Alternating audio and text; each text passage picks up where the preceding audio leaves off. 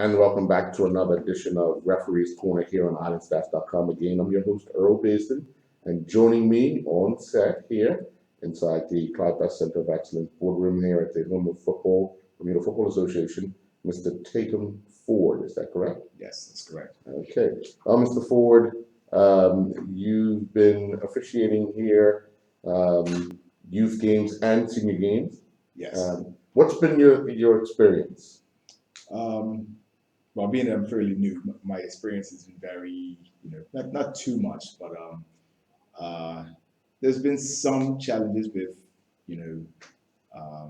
being assured that you're making the right call, being firm with your decisions, Right. also getting support from the referee, the other assistant referee, as far as being a team and being unified Right. across the board, and just trying to make the game as wholesome and fair as possible. Now, you had the opportunity to officiate in the All Star on Saturday. Yes. What was that experience like for you? You're so new, you're fresh out of the box, you hit the ground running. It was a good experience. Luckily, the youth players, the young players, they're a lot more agreeable. They're a lot more the coachable. So Right. They look up to you to make the calls, and they respect the calls that you make. Even they may have a question about it. Right. They still abide by it. Dealing with the fans, on the other hand, it's parents. Everyone wants the child to do good and whatnot type things. So unfortunately, the average sports fan or football fan doesn't necessarily know the rules, and I can say that from my point, from just being a player and now being a referee type thing. A few weeks ago, that was my first time actually being in the middle, officiating. Right. But it was a good experience. You had the girls were kind of middle aged, so they wasn't necessarily like the young ones, but they weren't like not necessarily like the older footballers as well. So it was a mixture. But I was fairly confident because I'm so fresh with the rules that they're fresh in my head. So when I see it, it stands out. So it's just having the more courage to make the call and just stay with the call, even when they may feel that it's the whole team. Everyone in the field may feel that that's not the right call or whatnot, but you just got to be firm with it. And that's kind of how I just applied it.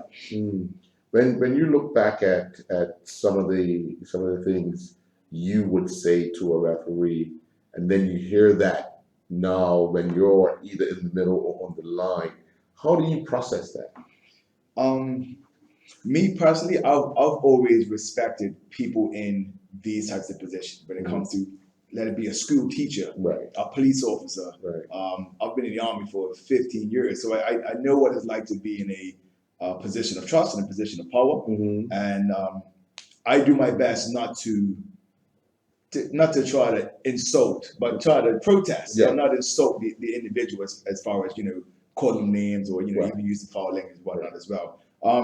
I find that from being a player, not being a ref, that this isn't everybody's mindset. This is mine because of the experiences that I've been through.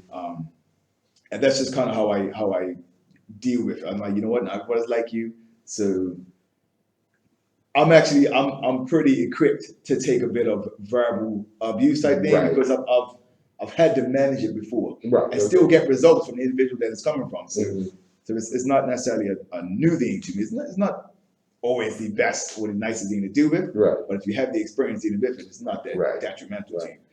Now, having said that, I think you could be an asset to your colleagues at refereeing because some people need that management of how do you deal with the situation. Because being a referee or being an official, sometimes you need that those skills on how to defuse a situation verbally without it getting physical and talking your way through it. And so maybe hopefully those skills that you have and you bring to the table can help your colleagues because like I said, you're all in this together.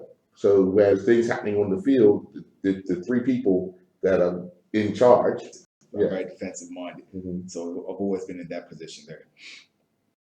When you look at how that as maybe manipulating the other players Right. to get in their head, to making them do something that they're going to get a call for, Right. whatever type Right. thing, which is part of the game. Yes. But definitely knowing the rules is a big asset to you. Mm. When you look at some of the youngsters playing, such as the game you done on Saturday at the National Sports Center, do you see yourself sometimes? Yes, I actually saw myself that day for defender, Right. a left back defender. I saw Right. myself, a bit of myself in him. He was very reserved. He wasn't, radical. He was hungry for the Right. ball, whatever. But he was kind of, like I said, he was reserved. He Right. wasn't too aggressive. Wasn't all, Right. Right. extra or whatnot. Do you tend to get caught up watching the game a little bit at times? I tell myself because I'm so new, Mhm. I try not to. Like if it's out of my remit as far as the plays read on the other end, that's Right. my side. I may watch a little bit, Mhm. but I'm still focused on why I'm there, my Mhm. job. So I don't tend to forward too much into watching the game. Right. It's because I'm so busy doing my job. Right. Right. That keeps me very busy. So I don't have time to watch the game. I gotta do my job.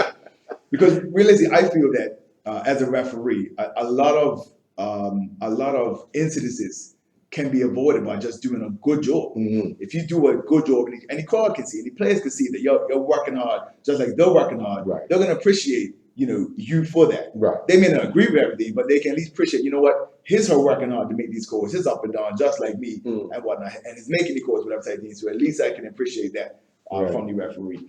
The one thing, I mean, that is a good attitude and a positive thing to have.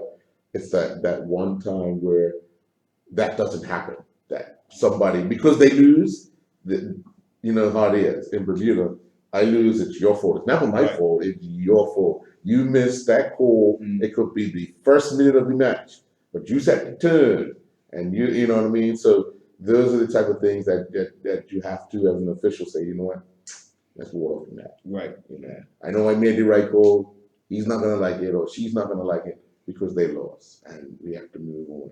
So I want to say to you, Mr. Ford, good luck for the remainder of the season. I hope this is something that you stick to, because Bermuda is in need of officials, and as you can tell, some games were postponed prior because we just didn't have enough officials. But now I think we're on the right track, under the guidance of the chairman, Principal Williams, to get more people involved, not just at the youth level, but at the senior level as well. So thank you very much, and I appreciate everything you've done thus far, and looking forward to the remainder of the season and you enjoying it. Okay. All right. Yeah. Well, folks, that's it for Referee's Corner here at the Clyde Center of Excellence. We'll be back with more of the Referee's Corner next week, right here in the Bermuda Football Association, the home of football. You enjoy your night.